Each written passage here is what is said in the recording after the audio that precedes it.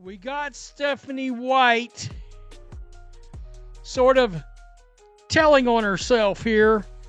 I have not lost sight of the fact that when Caitlin Clark got injured, Stephanie White... The story starts with a simple promise that kept shifting, day to day.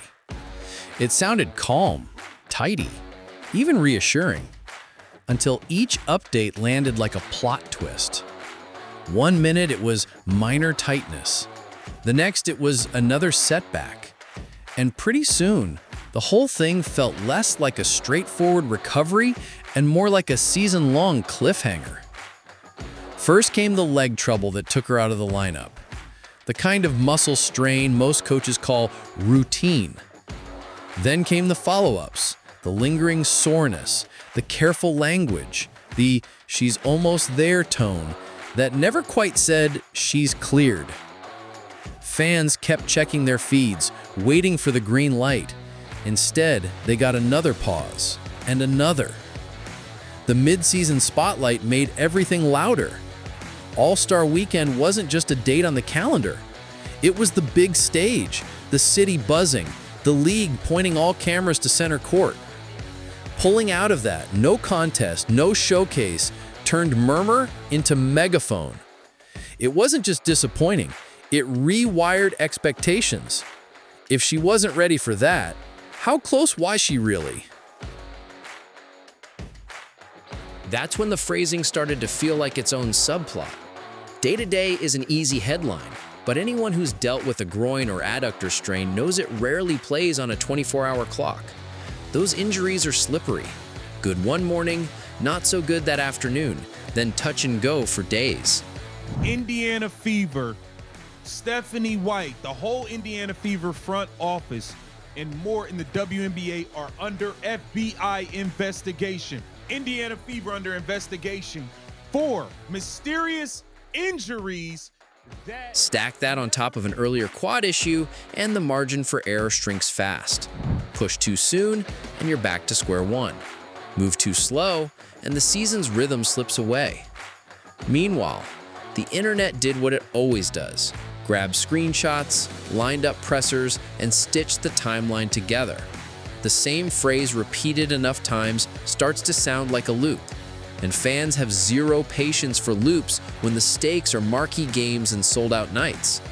When people feel like the messaging is 2 steps behind reality, trust evaporates faster than a fourth-quarter lead. The human side gets lost in the noise. A pro's body isn't just the body, it's the engine of the entire brand. Every sprint, every cut, every stop on a dime happens under a microscope, with millions watching and expecting the spectacular, night after night. That kind of pressure nudges everyone, player, staff, coach, toward optimism. But optimism, when it runs into biology, can turn into static. And static sounds a lot like spin to a fan base that keeps receipts. Then came the practice breadcrumbs. Running sets without contact is a classic half step. The motions are there, the timing is there, the confidence is building, but the collisions aren't. It's the difference between a rhythm drill and a real game.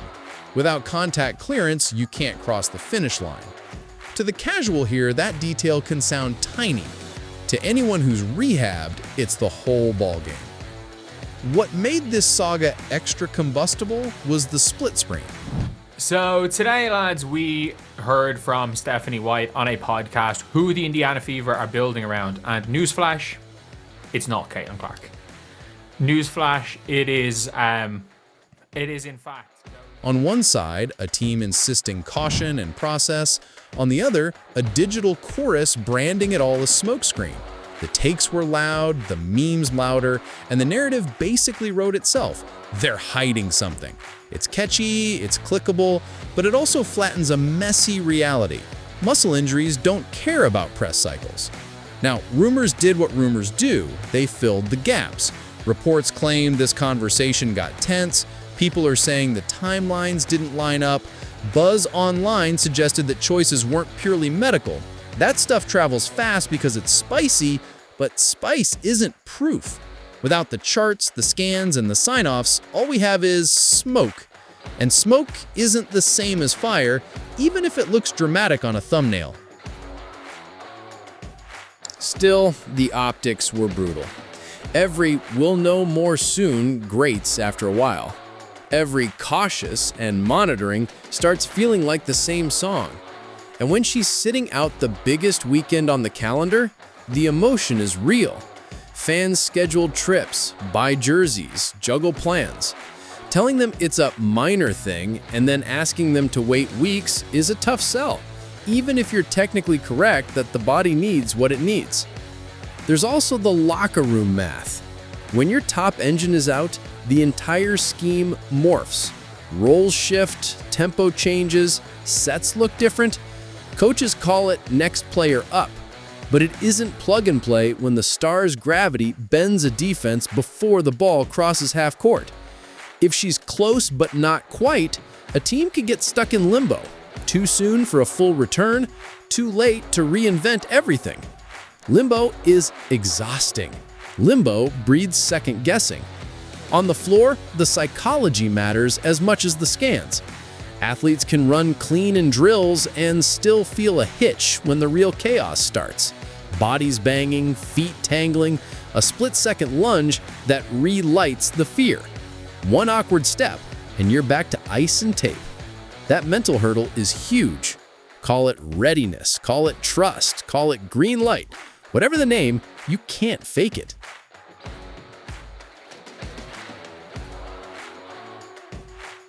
No return to practice. She's been able to get a little bit more in her full court running, with her all of her body weight. It's really building up from doing minimal to then building some endurance to do longer periods of time. What about accountability? That word got tossed around like confetti, and it cut in every direction. Fans wanted straight talk. Media wanted clarity. The staff wanted runway. The player wanted to hoop. Nobody's wrong. But when messages land as "maybe tomorrow" for weeks, the room gets restless. Everything, every camera angle, every quote, every travel shot starts to feel like a hint. And hints, strung together, start to look like a story even when the facts are stalling. Here's the tricky part. The same slow burn update that sounds cautious in June feels like a cover in July. Change the calendar, and the same words hit differently. In sports, timing is tone. If you're transparent early, you buy patience later. If you're vague early, you spend the next month trying to catch up to your own vagueness. That's the real lesson buried inside the noise. People can handle bad news. They hate fuzzy news. As for the whispers about motives, let's keep it real and keep it careful. Rumors suggest that playing without her forced the system to learn new reads. It's been said the staff wanted more control of the tempo. Reports claim the timeline dragged because optics looked better than losses with a healthy star. Those are big statements with thin sourcing. For a long time now, you got the FBI involved. People are wondering were the higher-ups involved in something that was beyond the fans' eye view. This is wild. We're gonna break down. Interesting to debate? Absolutely. Definitive? Not even close. Label it what it is. Internet chatter that feeds the algorithm, not a certified diagnosis.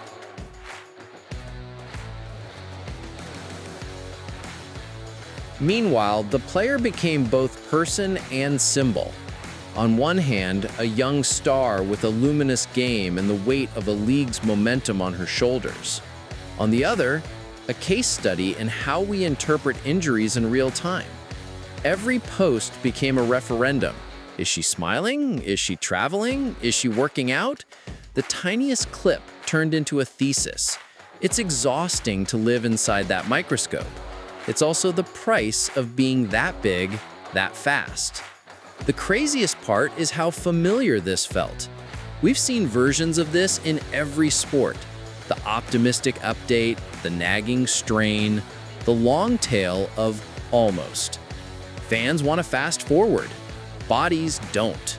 And organizations live in between, balancing hope. Fever have Caitlin Clark under contract for 2 more years, so she is not a priority, is what Stephanie White just said. If this is true, then the whole Fever organization needs to change. If you get the pacing wrong, it plays like There isn't a perfect script, only better choices. So where does that leave us?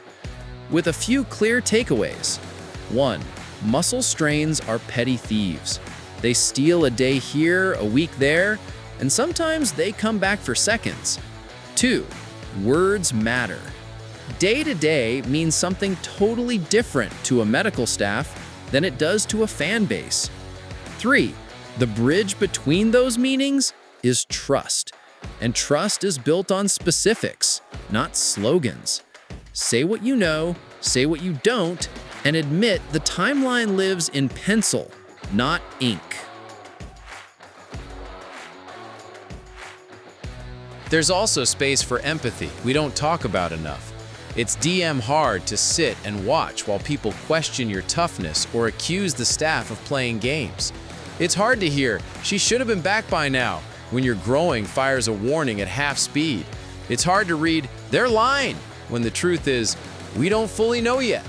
None of that trends, but it's the truth athletes live with every day. If you zoom out, the entire saga runs on one question: caution or PR? Was it careful stewardship of a franchise player's long-term trajectory, or a muddled message that tried to keep hope alive a little too long? Reasonable people can disagree. The answer probably lives somewhere in the gray, where medical nuance meets media expectation and internet velocity turns every pause into a verdict. What I do know is this: when the green light finally arrives, momentum can snap back fast. The same crowd that roasted the updates will roar the first time she pulls up from the logo or threads a no-look through traffic. That's sports. That's why we care. The anger is just passion in a different jersey. And for the staff, there's a teachable moment worth bottling. Set expectations like you set screens: firm, clear, and early. If it's week to week, say it.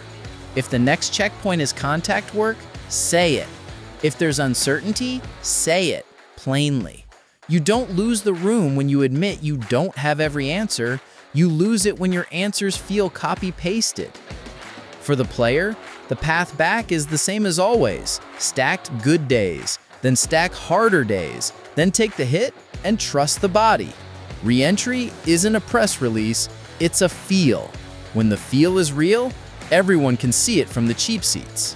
As for the rest of us, the ones who live online dissecting every angle, we can hold two thoughts at once. We can demand better messaging and still respect that recovery is messy. We can call out mixed signals without pretending we're in the training room. We can love the game and remember the people inside it aren't props for our hot takes.